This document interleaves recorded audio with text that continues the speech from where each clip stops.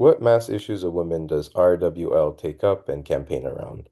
How does it help connect issues of women, such as land, literacy, reproductive health, domestic violence, and others, to help build up the pro-people mass movement in Kenya? Okay. So maybe you can just also share it in the chat box so that I can go through.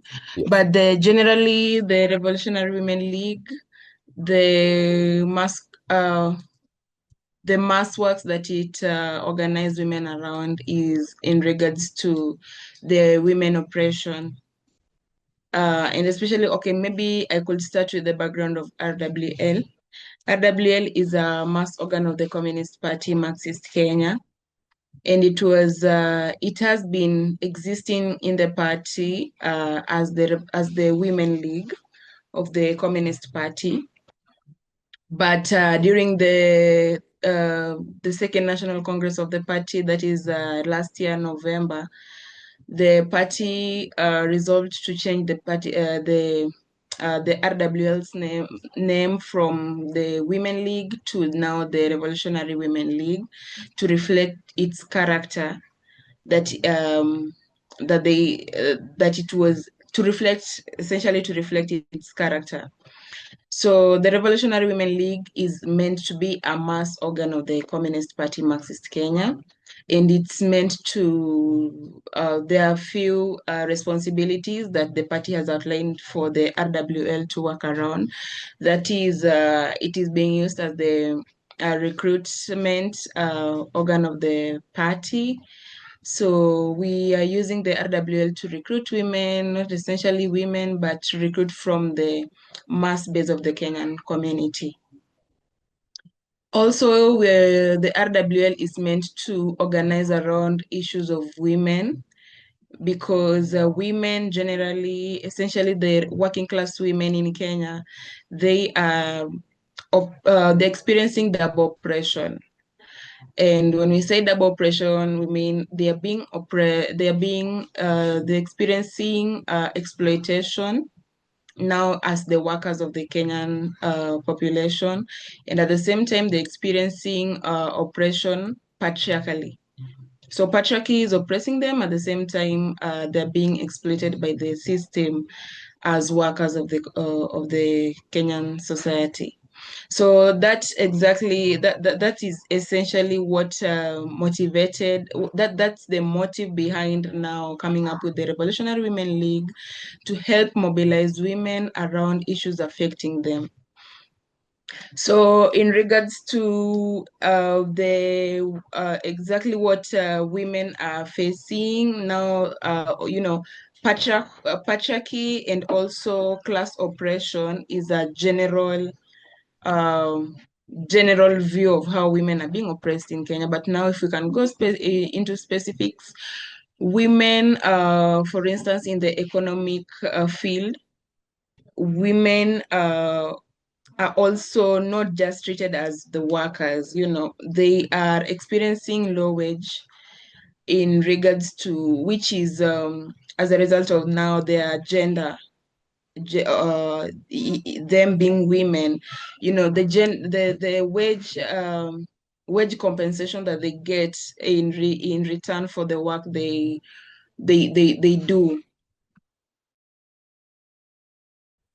is not matching the labor that the wage that is compensated to the men.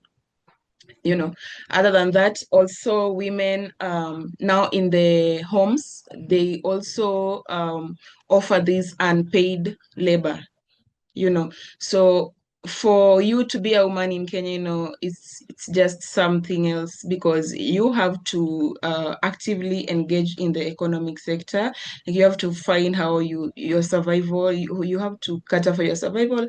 At the same time, when you come back home, you need to ensure that everything is in place. You cook, you wash clothes, you wash the utensils, you clean the house, you ensure your children are okay, and also the husband is okay. So this labor, nobody recognizes it and nobody pays for it. So women also suffer that. And also if you go to the reproductive labor, women naturally are born now to reproduce, you know.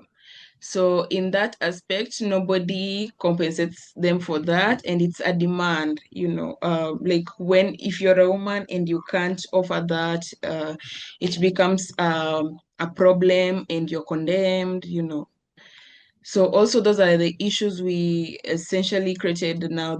We brought up we came up with the RWL to organize the Kenyan masses around, or to educate them around those issues, that these issues are not just women issues, it's a collective responsibility of any Kenyan person, and all human beings must work together to address these issues. How can we be more in solidarity internationally with the working women of Kenya? For yeah, anyone watching. Okay, in terms of solidarity, we are looking forward to forming solidarity with organizations of our kind. That is, organizations that also relate to the struggles that the working class women are undergoing in Kenya, and that can be done through, constant workshops where now we can share our struggles together, and also visiting one another, like for instance, I would like to appreciate the ILPS for during the time when they came to Kenya, and they made effort to go to the rural area to at least familiarize with the struggles of the Kenyan working class. So, we can do this interchangeably, not only in Kenya, but across the nation, because only saying this is not enough. You have to be there on the ground to know, at least, or like, rather to see for yourself what is really going on there. Also sharing information in regards to how we can actually ensure that we address these issues um, comprehensively. For instance, for instance, now in Kenya, we do protests. We do continuous popular education to organize the Kenyan masses around these issues, to educate them, to unlearn their already formulated ideas on how they should be oppressing women. So we are constantly teaching them to unlearn these prejudices that uh, were the prejudices that they found themselves into on how they should be oppressing women. So majority of them, you find they're not doing it like knowingly. Some of them, it's the activities they engage in, also the privileges that comes with oppressing women that make them continue oppressing women. So we do this education to make them unlearn, and also see women as equal partners with them, especially the men. Unlike the bourgeois feminists, or rather the liberal feminist organizations in Kenya do, they most of the time mobilize women against men, which is not the case. So that brings to the difference between now RWL and these other liberal feminist organizations. So we are trying to organize women to see men as their equal partners, and also men see women as their equal partners, and work towards work against the common enemy, which is capitalism, that brings with itself patriarchy to oppress women in regards. So speaking of international solidarity, I think I can only mention on these constant sharing of ideas on how we can address these issues, and also consistent visit to one another organizationally, and also relate with each country's struggles and share ideas, on how we can address these issues. Yeah. How are the struggles of working women in Kenya and also the Kenyan people related to the struggles against imperialism? Yeah. So, okay. The struggles of the working class women, how they relate to the struggles. Okay, imperialism essentially is an organized crime, against the working class. So in the Kenyan, or rather in the RWL's analysis, it's just the same.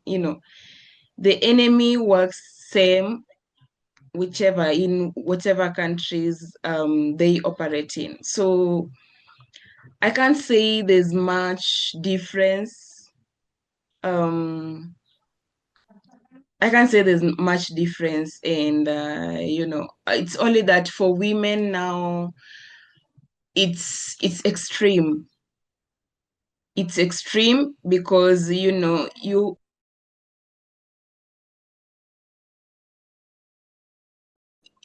being a woman, you have work extra to sustain the interests of the imperialism, and at the same time the expectations of the society about you now as a woman. So imperialism, in as much as it's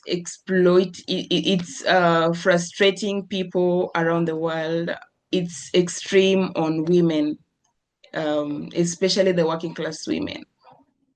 And that's why we really identified now the women, the working class women. Like we really need to conscientize these working class women against these bloodthirsty system. So it's extreme on women, and generally cutting across imperialism. It's one and the same system, one system in the same coin, and it oppresses women double as it would apply to the rest of the masses. So yeah. Is there any, I think, last additions or uh, thoughts that you'd like to add as well before we fully wrap up? Okay. What should I like? Should I add? Okay. In regards to women oppression in Kenya, what really would I add? What I'll add is that they'll now go to the nitty-gritties, the small issues, because other than the ones I've mentioned, the reproductive labor, the economic exploitation, women also health wisely in Kenya are not safe, because the health system is so much full of corruption. And to be a worker in the Kenyan system, where now this life it's hard, because um, there's increased living standard. So food is expensive, healthcare is expensive, educating the kids is also expensive. So as a woman, when you keep sending yourself to get money to sustain all these needs, at some point you get sick. But now when you go to the hospitals, you lack medicine. The service providers are so few and they can't manage all of us. So most of the Kenyan women suffer and end up dying of depression, and also lack of accessing healthcare. So for those who can afford, for those who can access it, because it's rare. So for those who can afford it, you have to have some money to access healthcare. So, in as much as the government of Kenya keeps saying, healthcare is free and it's catered for, it's the vice versa when you go to those healthcare facilities. There are no drugs, the doctors are not there. For the doctors that are there, they exploit the patients, because for them also they're not getting paid for their jobs. So in return, they reverse the burden to the patients. So Kenyans end up suffering, especially the working class, who only depend on their wage, on selling their labor for survival.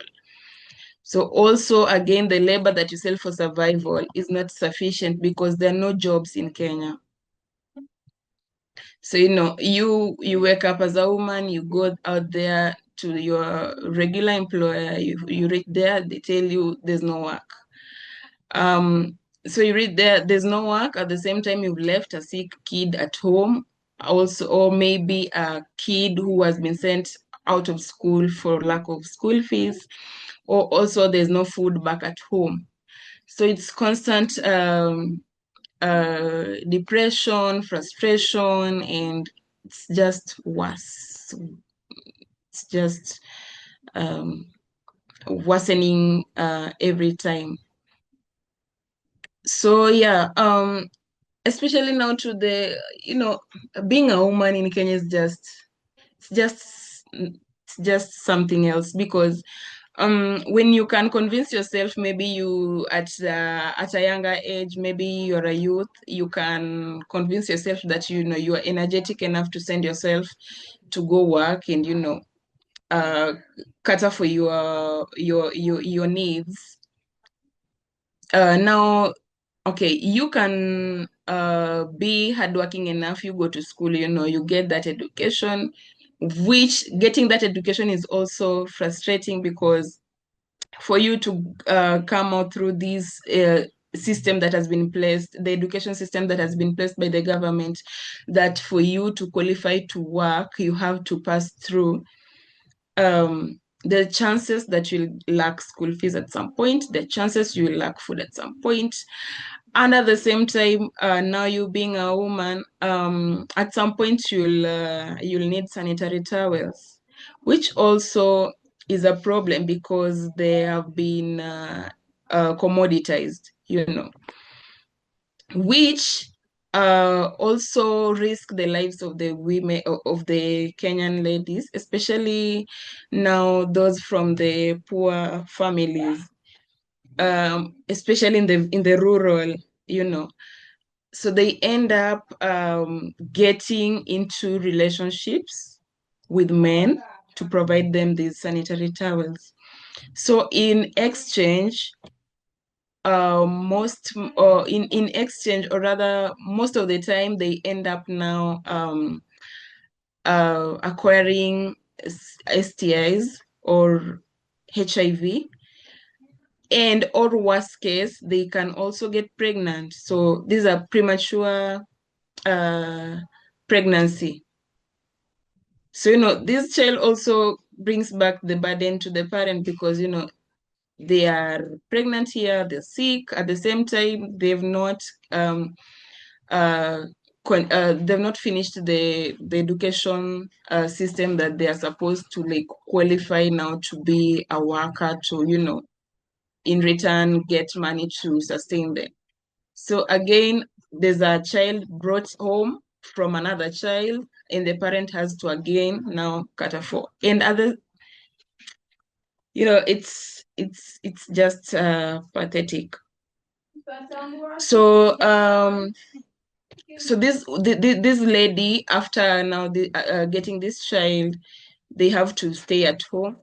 They can't work, so they sell their labor in to the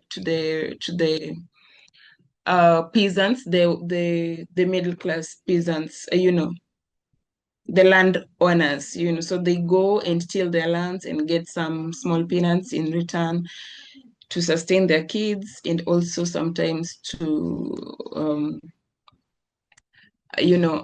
sustain themselves or get the needs that they want. Also, other worst situations that we face, worst case situations that like for instance, when you were in the rural last time, you heard from a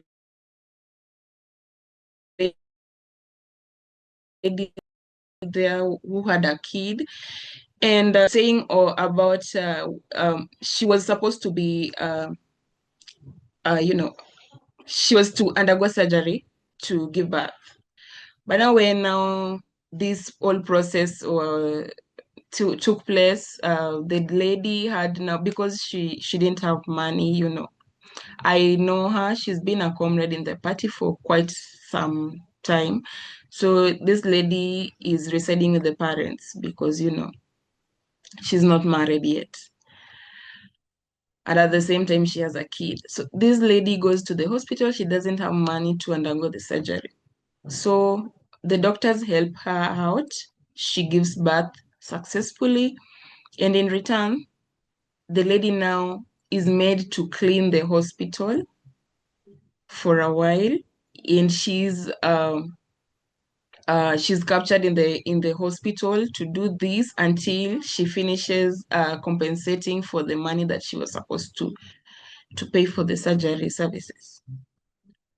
So, under that, she's not healed from giving birth. At the same time, there's a kid here that the mother has to work in the hospital to cater for the hospital bill. So those are worst case situations. Also, just on the topic of now women, especially the women from these working class families, or rather uh, the poor families, you get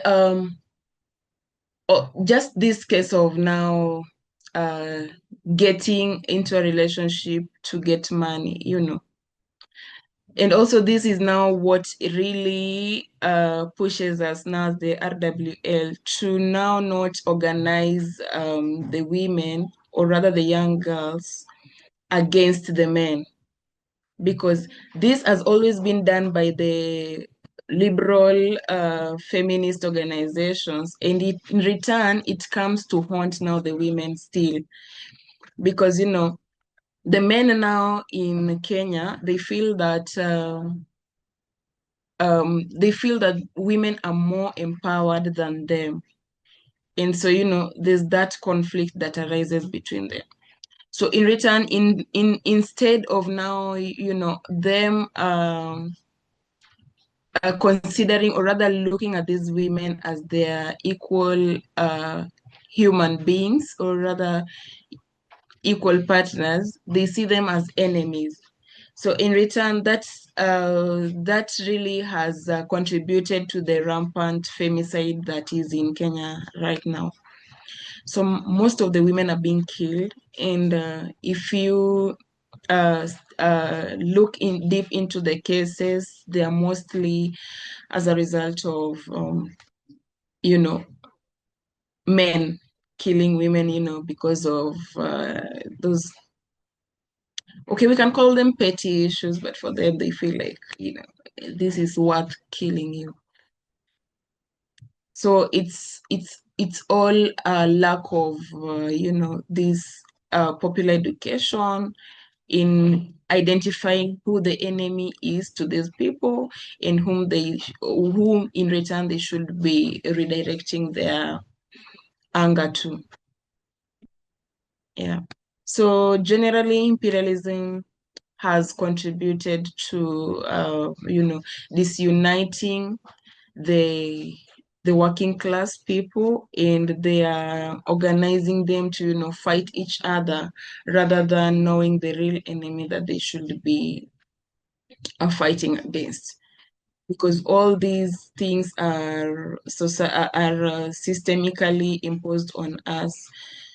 So that really is why there's need for a vanguard or a revolutionary organization to educate these people to really know their struggles, and identify their enemy and how they can now overthrow the enemy if time rips. I think back on the mass meeting in game, the really inspiring one. We were just wondering because ILPS, we're gonna have a newsletter that hopefully will get out by next month. So we were just wondering if there's any specific points from that mass meeting that you would like to be highlighted.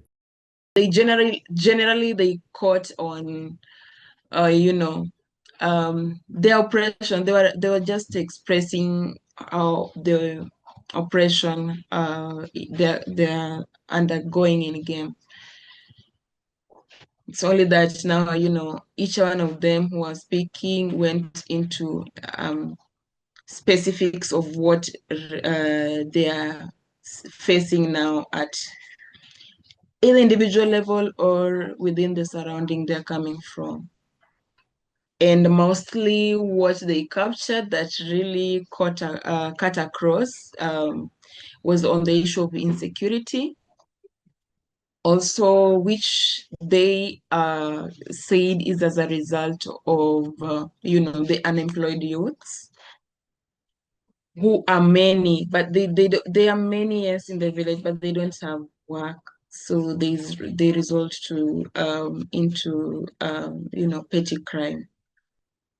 Also, there was mention of infrastructure, poor infrastructure. There were no, the roads were pathetic. You could see for yourself when you're going. So also issue of electricity, it's rare in the rural. In the rural, it's like a want.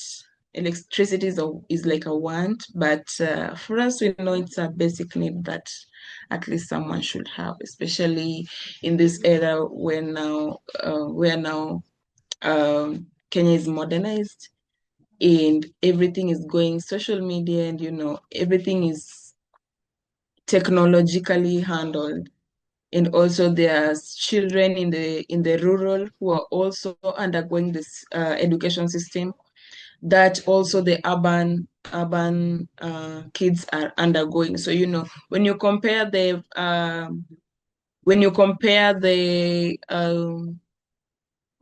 performance of the rural kids against the urban kids, you'll find that the urban kids are way ahead of the rural kids. And it's not their likeness, it's because of the system is just oppressing them, suppressing them, and they're just there, you know. They really are vulnerable.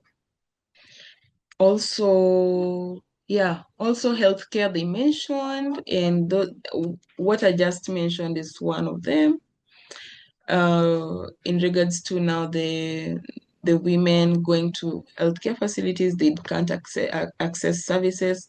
Same applies to the kids and also the men. So for the healthcare, it cuts across. It's only becoming severe on women, especially now that they are exposed to, these